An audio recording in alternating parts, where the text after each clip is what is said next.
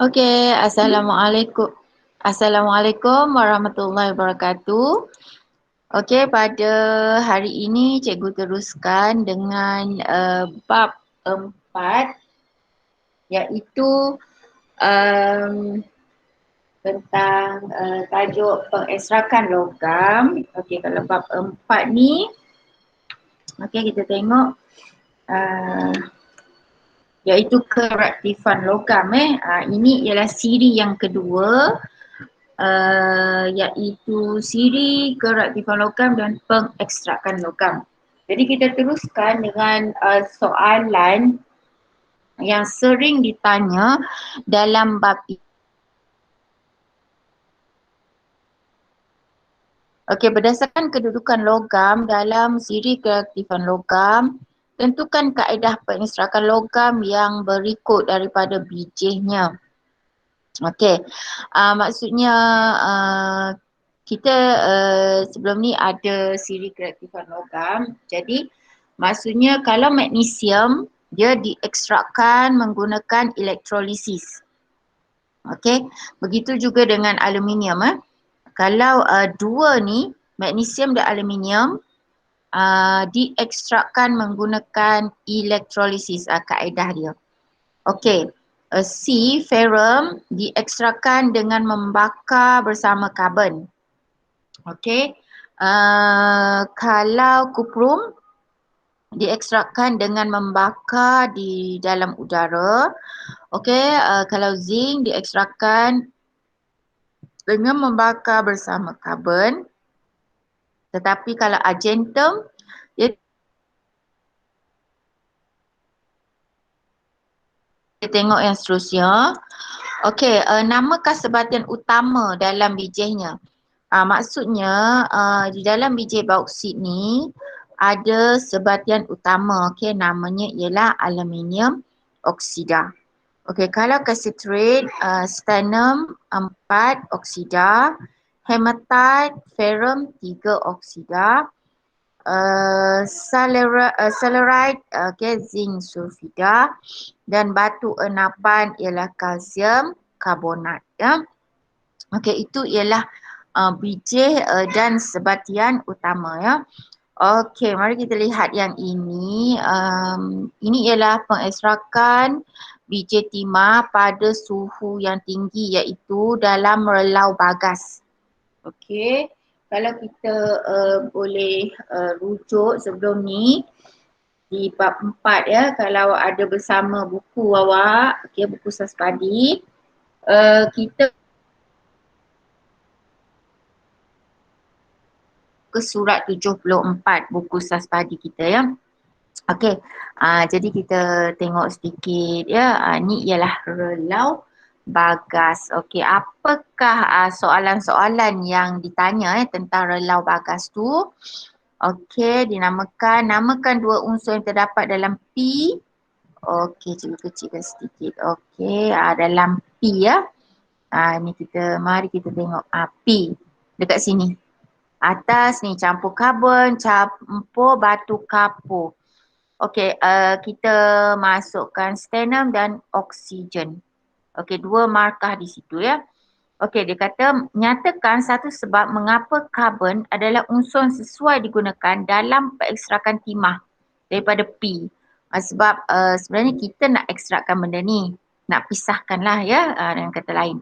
Jadi P ni kita menggunakan karbon dan batu kapur.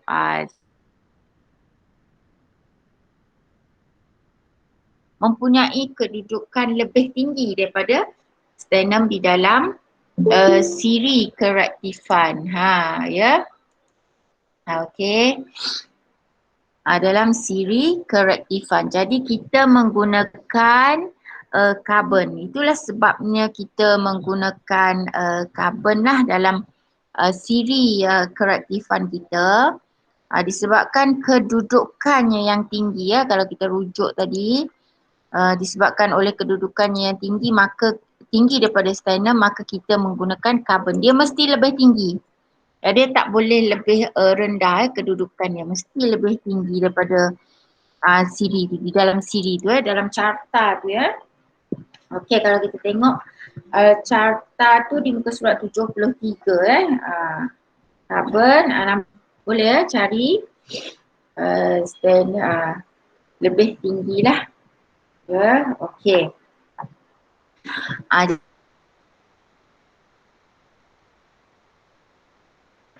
Selain daripada kedudukan yang lebih tinggi, dia lebih reaktif daripada sternum. Okey, kemudian karbon ni dia boleh menyingkirkan sternum daripada timah. Okey, jadi awak boleh ambil mana-mana dua di sini dah. Jawapan dia 2 markah ya. Okey, lepas tu dia kata namakan gas Q. Gas Q ni, okey, mari kita tengok kat sini. Ni, yang keluar kat sini ya, tepi ni ya. Okey. Itu ialah gas karbon dioksida. Ya, 1 markah di situ, gas karbon dioksida kat tepi tu ya. Okey, lepas tu dia tanya lagi, apakah fungsi batu kapur dalam proses ini? Ni, kita tengok. Ni kan, ada kan batu kapur kita campurkan sekali. Okey, sebabnya ialah batu kapur bergabung dengan benda asing seperti silika untuk membentuk sangga sangga. Leburan sangga ni. Sangga kan, okey. Mana tadi? Leburan dia ya. Ni nampak tak? Dia melebur okey. Kemudian ni. Ni. Ni sangga kat bawah tu ya, kat bawah. Okey, dia kata Raja 2 menunjukkan rela bagas dalam pengeksrakan besi tulen dari biji besi dalam industri ni. Ni sangga, saga yang kita kena keluarkan. Ni biji besi, batu kapur kena letak. Ya, okey, inilah perserakan dengan memanaskan biji besi sama dengan unsur X dan batu kapur dan rela bagas. Okey. Pilih unsur X daripada siri kreatifan logam yang anda fikir sesuai. Ditambahkan ke dalam rela bagas dalam perserakan besi dari biji besi. Ini karbon. Karbon X. X. X tu ialah karbon tadi. Jadi ini kita perlu masukkan karbon dan batu kapur. Ya. Itu dua. Ini cikgu tengah huraikan penserakan ni lah dalam relau bagas ya. Okey, jadi dia tanya balik. Terangkan mengapakah X ni karbon lah sesuai digunakan. Macam tadi juga jawapannya sama. Karbon ni mempunyai kedudukan yang lebih tinggi daripada besi dalam siri keaktifan logam. Yang kedua, karbon ni lebih reaktif daripada besi.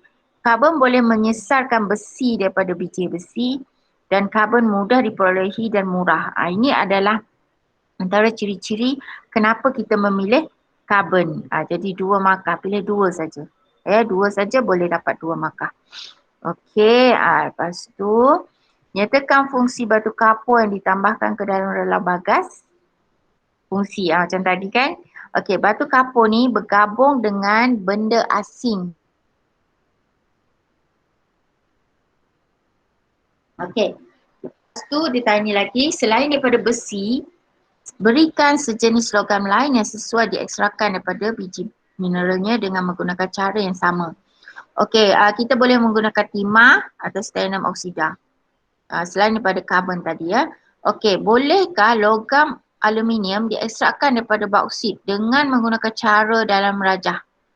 2 cara yang sama tadi dalam rela bagas. Okey, jawapannya tidak. Kerana karbon kurang reaktif daripada aluminium ya. Okey.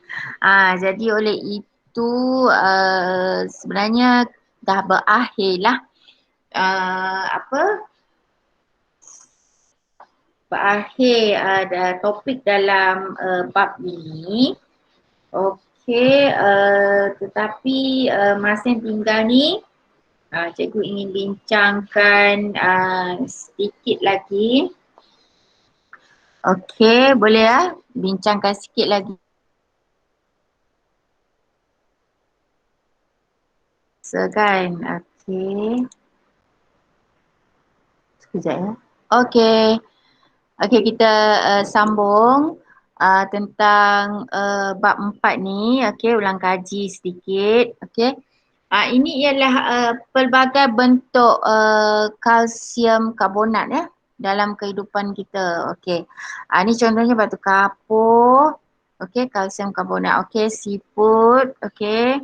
Kulit telur dan tulang haiwan. Itu adalah antara kalsium karbonat. Okey, dia kata ramalkan gas yang terbebas apabila asid ditambah pada telur. Kita nak tambah asid pada telur ni. Berikan sebab. Okey, gas yang akan dibebaskan ialah karbon dioksida. Okey, kenapa? Dia kata sebab kulit telur ni mengandungi kalsium karbonat. Ya, dia macam mana kita nak tahu dia membebaskan karbon dioksida? Kita menggunakan air kapur. Jika air kapur tu keruh, itu bermakna bahan itu mengandungi karbon dioksida ya. Sentiasa memang macam tu kaedah dia ya. Okey, ini ialah kenal pasti sebatian berdasarkan kegunaannya.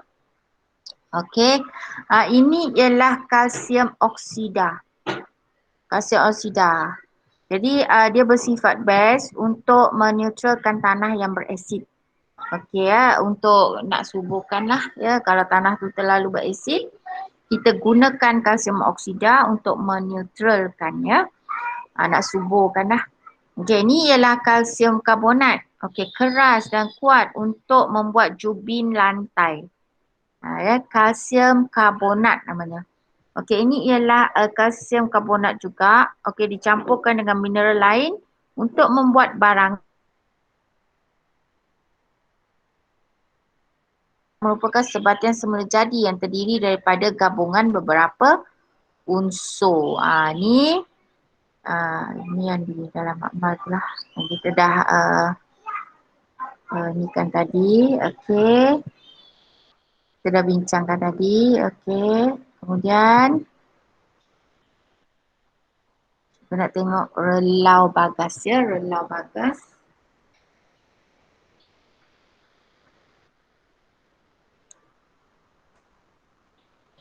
Okey, ni. Ini namanya elektrolisis. Yang cikgu ada sebutkan di awal tadi, elektrolisis ni bermaksud logam yang lebih reaktif daripada karbon diekstrakkan dengan mengalirkan arus elektrik melalui leburan oksida logam atau biji. Contohnya kalau kita nak ekstrakkan, nak pisahkan lah ya, aluminium oksida oksigen melalui kaedah elektrolisis ni ya. Okey, lepas tu pemanasan biji logam dengan karbon. Okey, logam yang kurang reaktif daripada karbon diekstrak dengan memanaskan biji logam bersama karbon atau arangkok. Jadi contohnya kat sini ya, timah oksida campur dengan karbon sama dengan timah campur karbon dioksida ya. Ni. Ni yang penting lah ya, di mana ni yang cikgu cakapkan tadi. Kaji rajah tentang pengekstrakan besi daripada bijinya, iaitu seperti hematite dan magnetite. Okey, ni namakan unsur yang membentuk biji besi. Okey, itu ialah ferrum. Besi itu ferrum dan oksigen ya. Okey, K ialah sejenis karbon. Karbon, okey. Namakan K. Yang mana K ni? K ialah arangkok. Okey, namakan L. L jadi bahan yang kita guna iaitu karbon dan batu kapur. Kita masukkan sekali untuk kita ekstrakkan ya bersama bijinya. Okey. Nyatakan fungsi L. L ni bertindak dengan benda asing seperti pasir untuk membentuk tangga ya. Okey, saga. Ya. Macam itulah. Ya. Ni. Apakah yang boleh dibuat hasil daripada saga ni? Iailah tapak rumah, tapak jalan raya. Boleh. Sanga ni kan, sanga ni kita boleh buat tapak rumah dan tapak jalan raya.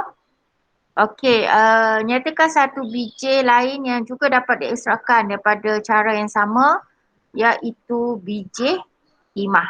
Boleh digunakan. Okey, ni tengok. Anda diberi beberapa isu alam sekitar, kena pasti dan tandakan. Ini TP2 ya. Okey, cara pencemaran ataupun isu alam sekitar yang kita dapati dekat sini melalui gambar ni. Okey, yang pertama berlaku pencemaran udara akibat pembakaran bahan api.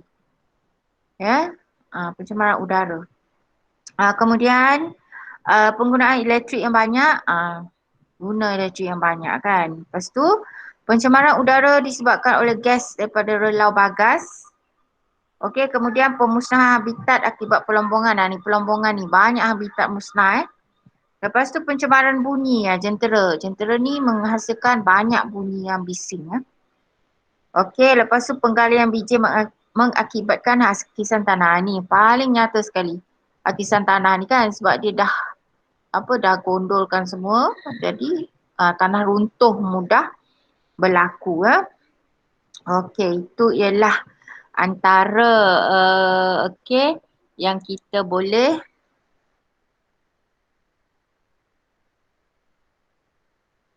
okey, settle lah bab itu.